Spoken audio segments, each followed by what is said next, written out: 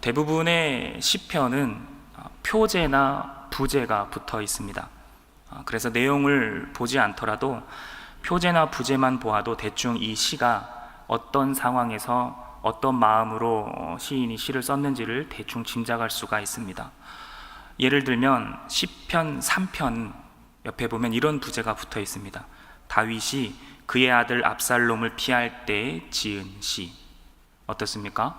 시편 3편을 읽어보지 않더라도 이 부제만 딱 보아도 다윗이 아들 압살롬의 반역을 피해 달아나면서 지은 시구나. 마음이 어땠을까요? 얼마나 아팠을까? 얼마나 비통했을까? 대충 알 수가 있죠. 오늘 우리가 살펴볼 시편 96편, 우리가 가지고 있는 개역개정에는 표제나 부제가 없습니다. 그러나 역사적으로 가장 오래된 구약 성경의 헬라어 번역본인 72역을 살펴보면 이런 부제가 붙어 있습니다. 포로 이후 그 집이 지어질 때 다윗의 노래. 조금 이상하지 않습니까? 다시 한번. 포로 이후 그 집이 지어질 때 누구의 노래라고요? 다윗의 노래. 다윗은 어느 시대 사람입니까? 한참 포로 시대 전의 사람이죠. 그런데 포로 시대 이후에 다윗이 썼다 합니다. 좀 이상하지 않습니까? 다윗 시대로 한번 돌아가 보겠습니다. 다윗은 왕위에 오른 후에 언약궤를 예루살렘 성으로 옮기려고 했습니다. 옮기는 과정 속에서 우사가 죽게 되죠. 그리고 언약궤 운반 작업이 중지됩니다. 이후 언약궤는 오벳 에돔 집에 약 3개월간 머무르게 되면서 이후 다시 다윗은 이 언약궤를 자신의 성으로 옮기게 됩니다. 이때 다윗의 반응이 어땠습니까? 너무나 기뻐했죠. 방방 뛰면서 찬양했습니다. 어느 정도로? 자기의 바지가 흘러내리는 것도 모를 정도로. 이 시기에 다윗이 하나님을 찬양하면서 기쁨의 시를 씁니다. 사무엘하 6장, 역대상 13, 15, 16장에 기록된 내용들입니다. 이렇게 다윗이 기쁨으로 즐거워하며 지은 시를 후대의 시편 편집자들이 포로 시대를 거쳐서 귀환한 후에 성전이 재건되는 시점에서 이 다윗의 시를 다시 한번 편집하면서 시편에 끼워 넣었다라는 것이 다수의 성서학자들의 의견입니다. 자, 그럼 만약에 시편 96편이 이런 배경을 가지고 있다면 내용이 주로 어떤 내용이겠습니까? 한번 상상해 보십시오. 당연히 하나님을 찬양하고 경배하고 감사하고 기쁨의 노래를 불렀을 겁니다. 자, 이런 배경을 한번 기억하시고 말씀을 한번 살펴보겠습니다. 1절에 보면 새 노래로 여호와께 노래하라. 온 땅이여 여호와께 노래할지어다. 여기서 말하는 온 땅은 세상의 모든 사람, 모든 나라, 더 나아가서 산과 들과 육지와 바다, 동식물 전체를 포함하는 단어입니다. 자, 온 땅이여 하나님께 노래하라. 이 말은 뭡니까? 시인이 가지고 있는 하나님의 범위와 정체성에 대해서 알 수가 있습니다. 하나님은 이스라엘 백성들만의 하나님이 아니다. 온 민족의 하나님이시다. 민족, 종교, 나라에 상관없는 모든 사람은 하나님을 찬양해야 한다. 더 나아가서 사람뿐만이 아니라 모든 자연세계도 하나님을 찬양해야 한다. 왜? 하나님은 바로 온 세계 만물을 창조하신 창조주 하나님 때문이기 그렇다. 자, 그렇다면 하나님을 어떻게 찬양해야 될까요? 그냥 기쁘다, 감사하다 이렇게 노래만 부르면 되느냐? 2절에 보면 여호와께 노래하여 그의 이름을 송축하며 그의 구원을 날마다 전파할지어다. 그래요. 여기서 전파하다라는 단어는 전쟁의 결과를 기다리는 백성들에게 승리한 군사가 이 개선가를 울리며 돌아오기 전에 미리 승전보를 알려주는 이 전령의 역할을 나타냅니다. 그러니까 승리한 병사들은 아직 돌아오진 않았습니다. 어떤 병사 하나가 우리가 승리했다라는 소식만 가지고 미리 알려주는 거예요. 자, 그럼 소식을 들은 이 백성들의 마음이 어떨까요? 여러분들이 백성들이라면 마음이 어떻겠습니까? 와, 승리했대, 할렐루야, 감사하다, 기쁘다 이럴까요? 잘 생각해 보십시오. 여러분들의 가족이 전쟁에 나갔습니다. 죽었는지 살았는지 모르지만 일단 승리는 했대요. 마냥 기쁠 수는 없죠. 왜요? 내 가족이, 내 아들, 딸이 승리는 했지만 죽었을지도 모르기 때문에 그래요. 그러니까 승전보는 전파되었지만 아직은 어떤 마음입니까? 조마조마하고 기대하는 마음이에요. 어떤 기대요?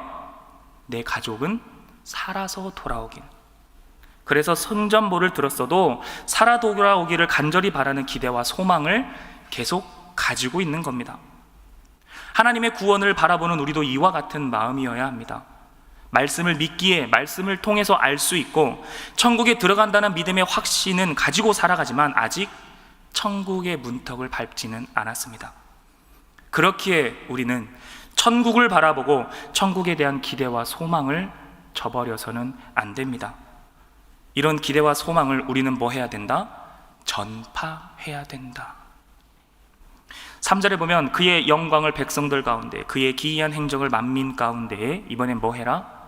선포해라 그래요. 여기서 선포하다라는 단어는 앞에 전파하다라는 것과는 조금 다른 개념입니다. 전파하는 것은 기대하고 소망하는 부분에 대해서 그냥 단순한 희망적인 메시지를 전하는 거예요. 전쟁에서 이겼으면 좋겠다, 전쟁에서 이겼대, 좋다, 이 정도가 전파인데, 선포는 뭐냐면 전하고자 하는 메시지가 어떤 내용인지를 조금 더 자세히 설명해 주는 겁니다. 예를 들면 우리 군사는 10만 명이었는데 상대 적국은 100만 명이었는데 우리 군사 10만 명이 100만 명을 무찔렀다. 그들이 도망가는 어디 길목까지 쫓아가서 이렇게 저렇게 무찔렀다. 이렇게 말하는 것이 선포입니다. 그럼 하나님의 구원을 선포해라, 이 말은 뭔 말입니까? 단순히 예수 믿으면 천국 간답니다, 교회 나오면 하나님의 백성이 됩니다, 이렇게 말하는 것이 아니라, 기대하고 소망하는 것을 마음속에만 가지고 살아가는 것이 아니라 하루하루 베풀어 주신 하나님의 은혜를 경험하고 체험하며 살아가는 것이 하나님의 자녀들 아니냐. 그렇다면 너희들은 너희 삶 가운데 하나님이 함께 하심을 경험하고 체험했으니 그 경험한 것을 뭐 해라? 드러내라, 선포해라라는 거예요. 구원은 천국에 들어가는 것만이 아닌 매일매일의 삶 속에서 나를 만지시고 이끄시고 도우시고 함께 하시는 하나님을 경험하는 것 아닙니까? 이것을 선포해라, 전파해라, 찬양해라. 우리가 전파하고 선포해야 하는 것은 뭐냐? 하나님의 사랑, 예수 그리스도의 은혜, 성령님의 역사하시고 도와주심, 이것이 곧 우리가 올려드리는 삶의 찬양이다라는 겁니다. 이스라엘 백성들에게는 어떻게 경험되어졌습니까? 아브라함 때부터, 출애굽 때부터 하나님께서 자신들을 어떻게 인도하시고 구원해 주시고 어떻게 보호하셨는지 직접 경험하고 다 전해 들었습니다.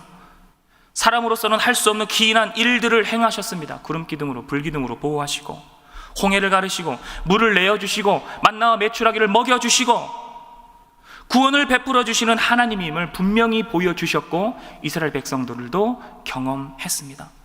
그래서 구원의 감격으로 살아가는 하나님의 자녀는 하나님을 찬양할 수밖에 없다는 결론이 나오게 됩니다. 하나님의 구원을 전파하고 선포할 수밖에 없다라는 겁니다. 경험했으니까요. 여러분들, 내가 어디 병원 가서 조금만 진찰 잘하고 그러면 누가 똑같은 병원 아프면 어떡합니까? 가만히 있습니까? 내가 여기 병원 가봤는데 의사 참 잘하더라, 여기 참 좋다더라, 선포하지 않습니까? 전파하지 않습니까? 하물며 하나님의 사랑이야, 하나님의 구원이야. 하나님의 자녀로서 당연히 선포하고 전파하고 찬양하며 살아야 할 것입니다. 4절에 보면 여호와는 위대하시니 지극히 찬양할 것이요 모든 신들보다 경외할 것이며. 경외가 뭡니까? 경외라는 단어가 나오면 항상 설명을 드리고 있는데, 경외, 두려움과 사랑이 함께 가는 겁니다. 하나님은 우리 사람에게 어떤 대상입니까? 라는 질문에 가장 성경적인 대답은 뭐냐면 경외의 대상입니다. 하나님은 경외의 대상입니다. 하나님을 사랑만 해서는 안 됩니다. 그러면 정의와 공의를 실천하시는 하나님을 이해할 수가 없습니다.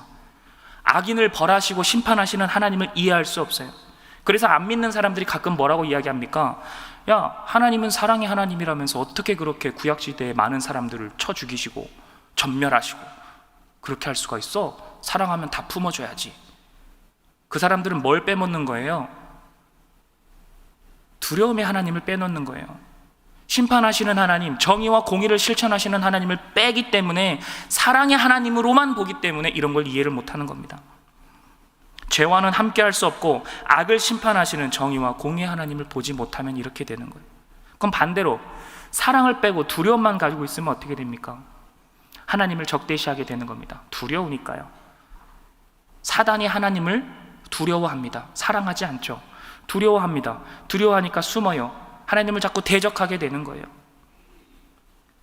하나님은 심판하시기에 두렵고 무서운 하나님이지만 오래 참으시고 그 뒤에 구원을 베풀어 주시는 사랑의 하나님임을 인정하고 믿는 것, 이것이 바로 경외입니다. 우리는 100% 하나님을 사랑해야 하고 100% 하나님을 두려워해야 합니다. 하나님은 경외의 대상입니다. 하나님의 자녀는 하나님을 경외할 줄 아는 신앙을 가져야 합니다. 5절, 만국의 모든 신들은 우상들이지만 여호와께서는 하늘을 지으셨음이로다. 모든 신들은 우상들이다. 그래서 우상이란 단어는 원어를 보면 헛것이다, 가짜다 라는 뜻입니다. 하나님을 제외한 신이라는 이름을 가진 모든 것들은 가짜다. 그러니까 시인이 말하고자 하는 것이 뭡니까? 너희들이 믿는 신은 너희 손으로 만든 형상을 가지고 있지 않냐. 그런데 우리 하나님은 오히려 우리를 만드신 분이기에 우리는 그 어떤 형상도 가질 수 없다. 그리고 우리 하나님은 우리가 우러러보는 저 하늘을 지으신 분이다. 창조주 하나님임을 고백하고 있습니다. 6절, 존귀와 위엄이 그의 앞에 있다. 능력과 아름다움이 그의 성소에 있다. 존귀, 원어를 보면 거대하다, 아름답다, 탁월하다, 영예롭다. 위엄, 원어를 보면 화려하다, 뛰어나다, 영광스럽다. 존귀와 위엄은 사람이 생각하고 사람으로서 사용할 수 있는 최고의 가치를 표현할 때 쓰는 단어가 존귀와 위엄입니다. 근데 이 존귀와 위엄이 어디 있대요? 하나님 앞에 있대요. 하나님의 성소에 있다는 겁니다. 다시 말해, 저와 여러분들이 삶에서 최고의 가치, 최상의 가치를 어디에 두어야 되느냐? 바로 하나님 앞에 두어야 된다라는 거예요. 내가 갖고 싶은 거, 내가 이루고 싶은 것이 최상의 가치가 아니라 우리 하나님이 내 삶의 최고의 가치임을 고백하는 저와 여러분들이 됩시다. 지금까지 시인은 하나님이 어떤 분인지를 계속해서 설명했습니다. 창조주 하나님, 그래서 하나님은 온 땅에게서 찬양을 받기에 합당하신 분, 구원을 베풀어 주시는 분, 또 하나님은 위대하셔서 경외받기에 합당하신 분, 세상의 최고, 최상의 가치가 모두 하나님 앞에 있는 진정한 참 신임을 계속 고백하고 있습니다. 이어서 7절부터 9절까지는 이 위에서 설명한 하나님을 우리는 다시 한번 늘 찬양해야 하고 영광을 돌려야 한다 선포하고 있습니다. 7절, 만국의 족속들아 여호와께 영광을 돌릴지어다. 8절, 여호와의 이름에 합당한 영광을 그에게 돌릴지어다. 9절, 아름답고 거룩한 것으로 여호와께 예배할지어다. 그 앞에서 떨지어다. 9절 한번 볼게요. 자, 예배가 뭡니까? 예배, 하나님과의 만남, 소통, 교제, 대화 등등등. 하나님이 우리를 찾아오셨고 우리는 그에 대한 응답으로 우리가 하나님을 찾아가는 것이 예배입니다. 그래서 하나님의 형상을 회복하는 것이 예배입니다. 피조물이 창조주에게 나아갈 때 어떻게 나아가야 됩니까? 9절 하반절에 보면 그 앞에서 뭐 해라? 떨지어다 그래요. 여기서 떤다라는 말은 두 가지 의미가 있습니다. 첫 번째, 떤다는 것은 말 그대로 두려워서 떠는 거예요. 아까 하나님은 어떤 대상이라 그랬죠? 경외의 대상. 그러니까 두려운 겁니다. 죄인인 우리가 심판하시는 창조주 하나님 앞에 나아가는데 당당히 고개 들고 나아갈 수 없는 거죠. 두려운 겁니다. 두 번째, 떤다의 의미는 사랑하는 사람을 만날 때의 그 떨림입니다. 너무나 보고 싶고, 사랑하는 사람 만나면 마음이 얼마나 떨립니까? 안 떨리십니까? 저는 아직도 아내 만나는 생각이 마음이 떨립니다. 계속해서 설명하는 게 뭡니까? 하나님은 경외의 대상, 두려워할 존재도 맞지만 나를 사랑하시고 우리가 사랑해야 하는 존재라는 겁니다. 그렇게 예배를 드리는 것, 그런 마음으로 예배 앞에 나아가는 것, 예배를 드리러 나아갈 때 사랑의 주님을 만나는 그 감격, 사랑의 떨림도 있어야 된다라는 것. 요한복음 4장에 예수님이 이렇게 말씀하시죠. 하나님 아버지는 영과 진리로 예배하는 자들을 찾으신다. 영과 진리로 예배한다라는 게 뭡니까? 죄인인 우리가, 하나님을 알 수도 없고 믿을 수도 없는 우리가 하나님 없이 내 마음대로 살아가다가 성령님이 우리 안에 오셔서 죄에 대해서 깨닫게 되는 겁니다. 그래서 깨달아 보니 나는 하나님 없으면 살아갈 수 없는 존재이구나. 하나님 앞에 나아가야 되겠구나. 하나님 앞에 나아갈 때 죄인이기에 두렵고 떨리는 마음이 조마조마하면서 나아가는데, 우리의 힘으로 나가는 거 아니죠. 누구의 힘으로 나아갑니까? 누구의 자격으로 나아갑니까? 예수 그리스도의 이름으로 나아가는 거 아닙니까? 그러니까 두렵고 떨리는 마음이 있지만 내 힘과 능이 아닌 예수 그리스도의 보혈을 힘입어서 나아가기 때문에 하나님을 사랑하는 마음을 가지고 또한 나아갈 수 있다라는 겁니다. 하나님이 그렇게 예배하는 자들을 찾으신다라는 거예요. 그래서 우리는 예배를 드릴 때 영과 진리로 예배 드린다. 습관처럼 드리지 말고, 시간 됐으니까, 매번 드리는 예배니까, 말씀 한번 들어보려고, 내가 맡은 직분이 있으니까, 교회에서 해야 할 일이 있으니까, 아닙니다. 그렇게 예배를 드리는 것이 아니라 영과 진리로, 두렵고 떨리는 마음과 함께 사랑의 하나님을 만나는 그 사랑의 떨림과 구원의 감격으로 예배로 나아오십시오. 마지막으로 10절에서 13절은 하나님의 백성들이 온 세계를 향해 하나님의 통치와 종말론적 심판에 대한 예언을 계속해서 선포해야 된다. 10절, 하나님께서는 온 세계를 하나님께서 통치하시기 때문에 온 세계는 굳게 서고 흔들리지 않는다. 이 말을 반대로 해석하면 하나님이 통치하시기 때문에 누구만 심판하실 수 있다? 하나님만 심판하실 수 있다. 그런데 하나님이 어떻게 심판하시느냐? 하나님 마음대로 심판하시는 게 아니라 어떻게 하나님께서 공평하게 심판하신다. 여기서 심판이란 단어는 판단하다라는 거예요. 하나님께서 판단하신대요. 사람이 판단하면 내가 보기에 좋은 사람, 내 뜻에 맞는 사람, 나랑 잘 맞는 사람 조금 더 좋게 유리하게 판단하지만 하나님은 공의와 정의를 실천하시기 때문에 공평하고 공정하고 평등하고 악인과 의인을 심판하신다라는 겁니다. 지금의 법이 어때요? 오죽하면 유전무죄, 무전유죄라는 말이 있지 않습니까? 돈이 많으면 구속당해도 보석 신청해서 나올 수 있고요, 돈이 많으면 수많은 유능한 변호사들을 섭외해서 선임해서 법망을 피해 나올 수도 있습니다. 성경이 쓰여졌던 이 시대는 더 심했습니다. 죄의 옳고 그름을 따지기보다 돈을 많이 내는 사람이 재판에서 무조건 이겼습니다. 사람의 재판은 이렇게 굽어있다 할지라도 하나님의 재판은 정의와 공의가 강같이 흐르는 것처럼 정확하고 공정한 심판이기 때문에 저와 여러분들은 계속해서 하나님의 통치를 선포할 수 있다라는 겁니다.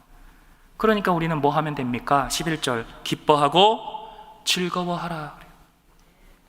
하나님이 통치하시고 하나님이 심판하시니 하나님의 사람들아, 세상의 악함을 보고 세상의 불공정함을 보고 불합리함을 보고 두려워하고 슬퍼하지 말고 뭐 해라? 즐거워할 수 있다라는 거예요. 하나님이 통치하시니까, 하나님이 심판하시니까 지금은 아파도, 지금은 불합리한 것 같아도 우리의 끝은 하나님의 심판이다. 하나님의 통치는 흔들리지 않으며 하나님의 심판은 정의롭기 때문에 우리는 기뻐하고 즐거워할 수 있다라는 겁니다. 말씀을 마무리하겠습니다. 오늘 말씀을 쭉 살펴보면서 어떤 생각이 드십니까? 하나님은 이런 분이시다. 내가 이런 하나님을 찬양하며 살아야겠다. 어렵고 힘든 상황 속에서도 아프지만 이겨내고, 힘들지만 견뎌내고 감사해야 되는구나, 기뻐해야 되겠구나, 즐거워해야지, 이런 생각이 드십니까? 아닙니다. 조금 다릅니다. 하나님의 말씀은 무조건 이겨내라, 견뎌내라, 기뻐해라, 강압적인 말씀이 아닙니다. 왜 이겨내야 하는지, 왜 견뎌낼 수 있는지, 왜 이런 상황 속에서도 너희가 즐거워할 수 있는지에 대한 이유를 말씀해 주고 있는 겁니다. 하나님의 자녀는 즐거워할 수 있다. 왜? 하나님이 통치하시니까, 하나님이 다스리시니까. 세상이 아무리 약하고 악인이 승승장구하는 것 같으나 결론은 하나님이 심판하시기 때문에 너희는 즐거워할 수 있지 않느냐, 이 말씀을 하고 있는 겁니다. 우리는 그런 하나님을 알고 믿으며 그분을 찬양하며 살면 됩니다. 하나님의 구원을 전파하고 선포하며 찬양하면 됩니다. 하나님은 경외받기에 합당하시고 하늘을 지으신 창조주이시고 존귀와 위엄이 모두 다 하나님께 있으니 우리는 두려움의 떨림과 사랑의 떨림으로 하나님 앞에 나아가면 됩니다. 시편의 저자가 고백하는 것이 바로 이겁니다. 포로 생활을 마치고 고향에 돌아왔더니 아무것도 없습니다. 나라는 잃어버렸고 민족은 뿔뿔이 흩어졌고 땅은 황폐해졌고 성벽은 무너져 내렸고 성전은 불타 없어졌습니다. 무엇을 할 수 있겠습니까? 아무것도 할 수 있는 게 없습니다. 이럴 때 시인이 말하고자 하는 게 뭡니까? 어허, 하나님의 자녀가 그렇게 있으면 안 되지. 하나님의 백성이잖아. 기뻐해야지, 즐거워해야지, 하나님을 찬양해야지, 이렇게 말하는 것이 아니라 희망이 없지, 아프지. 그런데 너희가 믿는 하나님이 어떤 하나님이냐? 너희의 이런 상황을 모르실 것 같으냐?